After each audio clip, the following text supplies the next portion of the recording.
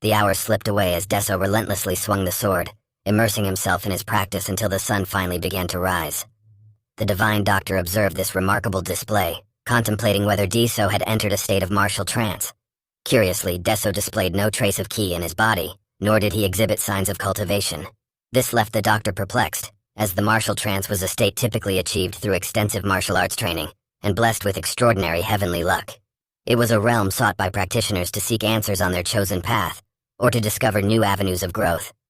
The patriarch interjected, dismissing the doctor's concerns with a casual remark that Deso was simply swinging the sword. This only deepened the doctor's frustration, as he found it increasingly difficult to accept the patriarch's explanation. The doctor firmly believed that understanding Deso's extraordinary state was a privilege reserved only for those with a heavenly constitution, yet the patriarch adamantly denied this notion. Instead, the patriarch emphasized that Deso was merely at the beginning of his journey, a young, fragile individual who couldn't even grasp the fundamentals of a breathing technique. Nevertheless, Deso was now opening the doors to the vast and expansive world of martial arts. Having been born into the illustrious Namgung clan, Deso had devoted his entire past life to the pursuit of martial arts.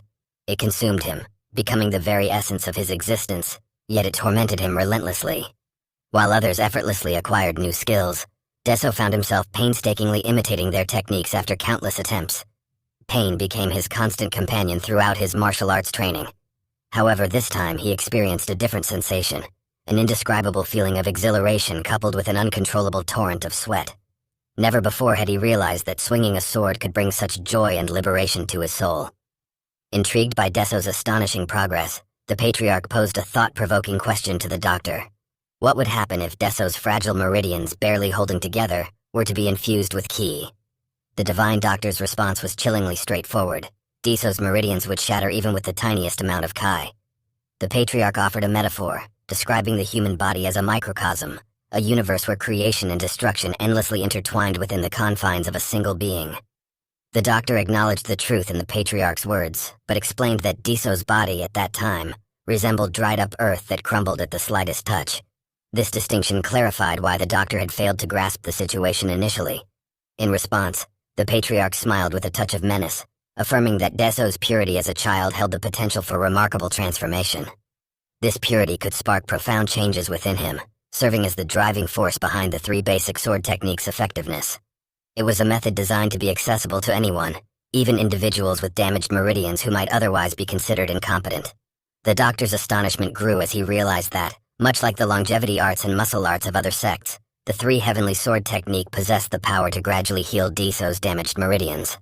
This gradual healing explained why the doctor couldn't sense any kai emanating from Deso's body. With a menacing grin, the patriarch declared that the Sword Emperor had infused something extraordinary into the 3 heavenly sword art. His words hung in the air, leaving the divine doctor with an intriguing question. What would happen when the hardened earth that encapsulated Deso's body finally solidified, unveiling the true potential within? As Deso stood there, astounded by the fact that he had trained throughout the entire night, he couldn't help but question himself. Why was his heart pounding with such fervor? Why did he feel an insatiable desire to swing the sword repeatedly, if his stamina permitted? It seemed as though the blood of the Namgung family was coursing through his veins, awakening an unyielding passion within him. Just as he was lost in his thoughts, the headmaid approached and advised him to freshen up. Surprised, Deso asked if he had truly swung the sword all night, to which the maid confirmed with a nod. The doctor, who had been observing the entire time, questioned if Deso understood the gravity of the situation. The doctor noticed a minuscule amount of kai, no larger than a grain of rice, and contemplated whether Deso's rapid progress was a result of the heavenly constitution he possessed. The doctor proceeded to examine Deso, explaining that his injuries would typically take 4 months to heal, but would likely mend within a week if he refrained from overexerting himself. He praised the resilience and vitality of youth, acknowledging it as a genuine blessing. Curiosity still nagged at Deso as he tried to comprehend the refreshing feeling he experienced during his practice. With the doctor bidding his farewell, the maids expressed their gratitude for Deso's imminent recovery. Leaving the confines of the house, Deso ventured out to gain a better understanding of the intricate dynamics within the clan, which quickly reinforced his perception of being the most laid-back individual among them. In a place where power equated to authority, the Namgung clan stood apart from other sects.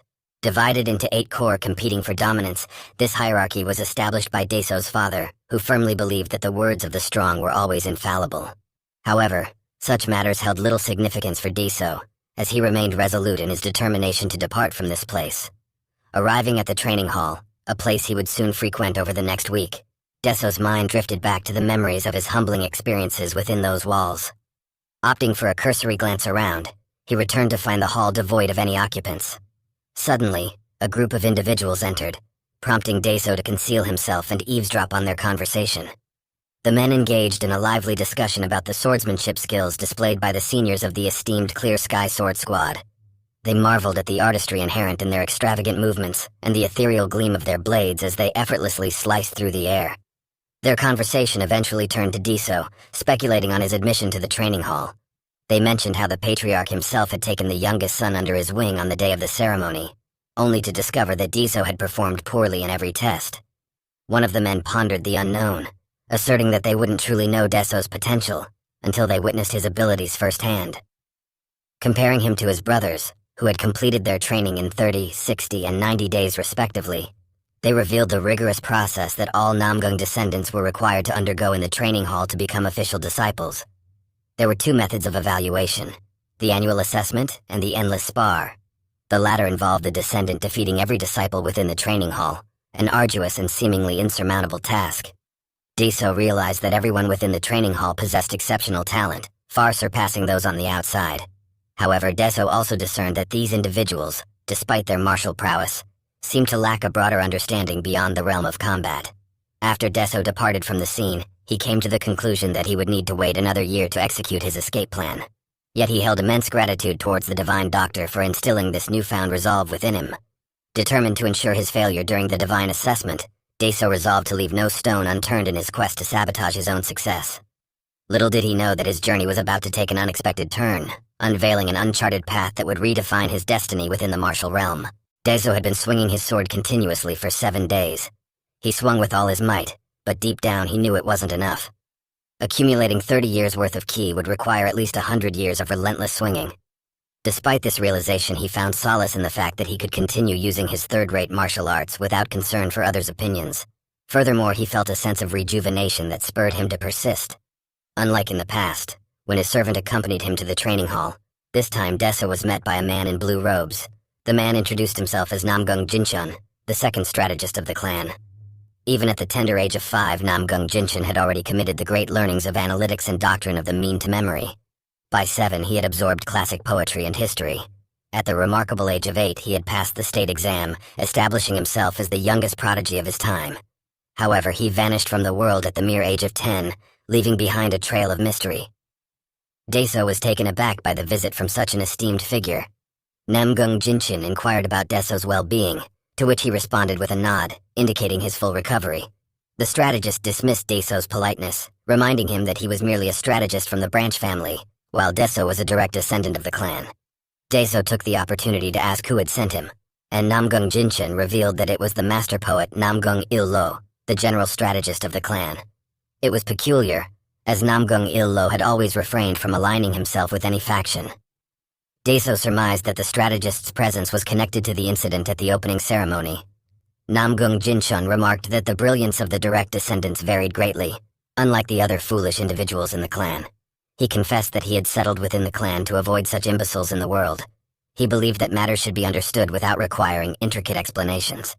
Despite being burdened with numerous responsibilities, he had come because it was an order from a strategist he deeply respected, although he couldn't shake the feeling that he was thrusting his hands into a fire. Namgung Jinchun expressed a sense of rejuvenation upon encountering a young master like Deso, as the clan was predominantly occupied by muscle-headed individuals. With a menacing expression, he inquired if Deso harbored any aspirations of conquering the martial world alongside him. He divulged that, in truth, he desired to bring about the downfall of the clan. Deso regarded the strategist as if he were mad, questioning whether he had posed the same question to Deso's brothers. Namgung Jinchun revealed that his eldest brother had asserted he could accomplish it without Deso's involvement. His second brother believed that people who read were hopeless due to individuals like Namgung Jinchun, and the third brother labeled him as a madman. Deso pressed for details, but the strategist contended that the clan had no weaknesses. It was seemingly flawless. Realizing that he was running late for the ceremony at the training hall, Deso grew anxious. The strategist demanded an answer, to which Deso responded that he had no need for the clan and could acquire it himself. This declaration caught the strategist off guard, leaving him muttering curses against the clan in a seemingly unhinged manner. Upon entering the training hall, Deso and the strategist garnered the attention of the trainees who had been diligently practicing. The strategist introduced himself to the trainees, immediately putting them on edge due to his higher rank. He proceeded to introduce Deso as the youngest master of the Namgung clan and the one joining the training hall that day, asserting that Deso was destined to conquer the clan that was riddled with fools. The men were left astounded, their faces contorted with anger. Consumed by rage towards the strategist, Deso struck him, rendering him unconscious.